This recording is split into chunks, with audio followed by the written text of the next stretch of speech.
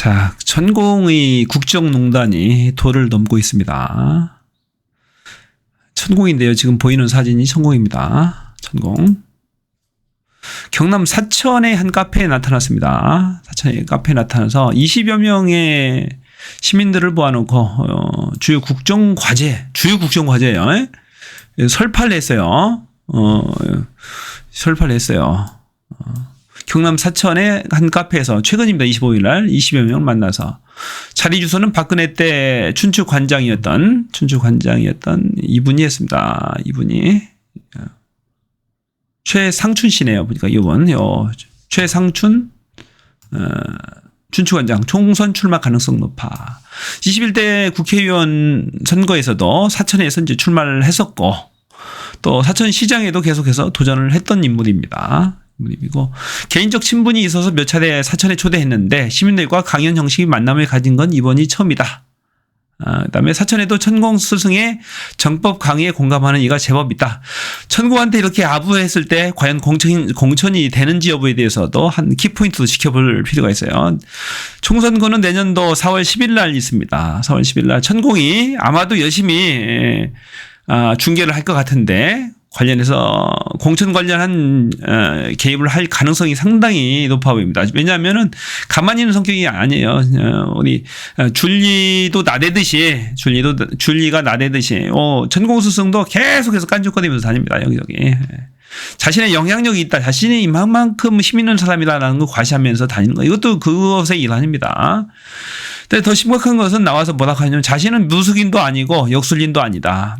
이미 대법원 판결에서는 사이비 교주라고 판결이 난 사례가 있습니다. 간통사건 판결에서 판결 이유 중에 천공에 대해서 천공 이병철에 대해서는 뭐 그런 설명을 했어요. 사이비 교주로서 이런 설명이 나옵니다. 자신은 무속인도 아니고 역술인도 아니다. 그럼 종교인인가요? 보죠. 다만 대한민국이 어디로 나아가야 하는지에 대해서 이야기하고 싶었을 뿐이다. 현재 윤석열 정부의 주요 국정 과제로 할 수 있는 노동, 교육, 연금 개혁의 필요성을 역설했다. 자, 이 윤석열 대통령이 하는 말끝마다 노동 개혁. 그래서 노동자별로 때려잡잖아요. 천공은 노동관이 뭡니까? 천공은 노동자는 다 때려잡아야 된다. 필요 없다. 그런 사상을 가지고 있잖아요. 노동자는 다 때려잡아야 된다. 그런 사상을 이미 강의에서 많이 설파를 했어요. 노동자가 없으면 누가 일을 하나요? 참 웃긴 세상이에요. 교육개혁 한다고 해놓고 뭐 한 것도 별로 없어요. 연금개혁 이것도 마찬가지고 이 개혁의 필요성을 자꾸 역설했다. 그래서 윤석열 대통령의 이 세 가지 작품이 누구의 머리에서 나오는지 대충 가는 거죠. 대부분의 정책들이 그 천공의 머리에서 많이 나왔다고 봐야 되죠. 필요성 역설했다. 또 오늘날 우리나라 대통령의 역할론과 평화통일 방안에 관한 자신의 소신을 밝혔다. 평화통일 위험한 얘기죠. 자, 평화통일이라고 말은 평화통일이라고 얘기하면서 윤석열은 적화통일에 대해서 계속해서 얘기하는 거죠. 힘을 키워서 자꾸 대화는 거부하면서 힘을 키우는 건 뭡니까? 힘에 의한 적화통일을 얘기하는 거 아니에요? 말과 행동이 다른 것이 거기서 나타나는 거죠.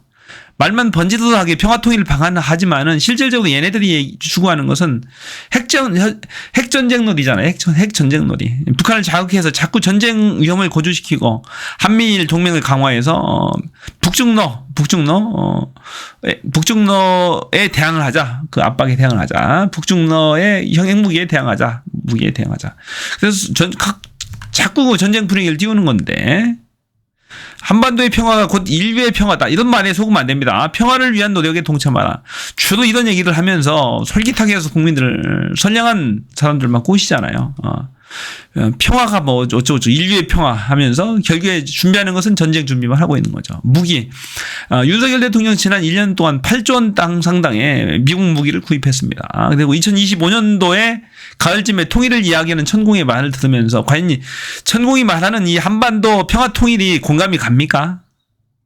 윤석열 대통령이 대화를 합니까? 평화 통일 한다고 하면서 무기만 자꾸 확장하면서 전 세계적으로 가치 동맹을 언급하면서 자유를 이야기하면서 자꾸 북한을 자극하고 있습니다. 중국을 자극하고 러시아를 자극해서 자꾸 전쟁 분위기를 띄우는 윤석열 대통령을 어떻게 신뢰를 할 수가 있나요? 그 위에 또 천공이 이런 이야기를 하고 다닙니다. 이것은 분명한 국정농단이고 본인 스스로가 대통령의 멘토다, 스승이다 이런 이야기들을 했었잖아요.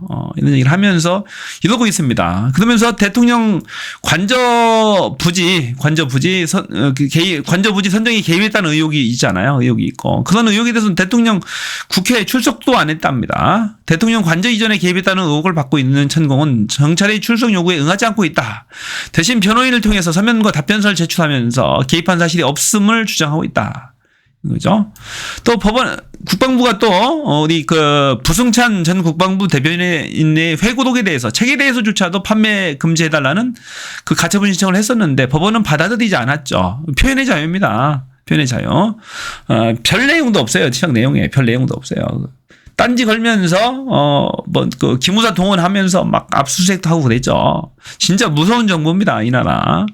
어떻게 형법상 표현의 자유를 제약하면서 판매금지 가처분 책에 대해서도 판매금지 가처분 신청을 하나요? 이건 전두환 박정희 시대에도 안 하던 짓거리를 하고 있는 거죠. 지금. 그 의혹의 중심엔 천공이 한가운데 있다. 대통령실 관저 선정에 개입했다는 의혹, 육군 참모총장 공간에 왔다는 의혹, 대통령실로 임시 쓰려고 했던 것이죠. 대통령실 선정에도 관여했다라고 관여했다는 의혹도 있는 것이죠. 두 개의 의혹에 대해서 정확하게 처음에는 본인 답변을 거부하다가 이런저런 냄새를 풍기다가 나중에는 부인을 하고 있습니다. 부인을 하면서 이런 천공을 보면서 대한민국이 정말로 위험하다 저는 경고를 하고 있는 겁니다. 2025년도 남북 통일이 된답니다. 천공이. 그러면서 여태까지 천공이 했던 것은 다 실현시켜 왔었잖아요. 내년도 2024년도 4월 10일 날 국회의원 선거가 있습니다. 저는 굉장히 중요한 이벤트로 보고 있어요. 대한민국의 역사를 가를 중대한 이벤트로 보고 있고 윤석열의 탄핵과 김건희의 구속을 위한 하나의 척도가 되지 않겠는가 그때까지는. 그래서 그때까지는 정신 바짝 차리고 열심히 활동을 해야 됩니다. 여러분들도 이 진실을 빨리 알리셔야 됩니다. 이자들의 행태에 대해서 무슨 짓을 하고 있는 것인지에 대해서 정확하게 알려야 되는 거죠. 자, 여기까지 하겠습니다. 저는 채널 뷰였습니다. 고맙습니다.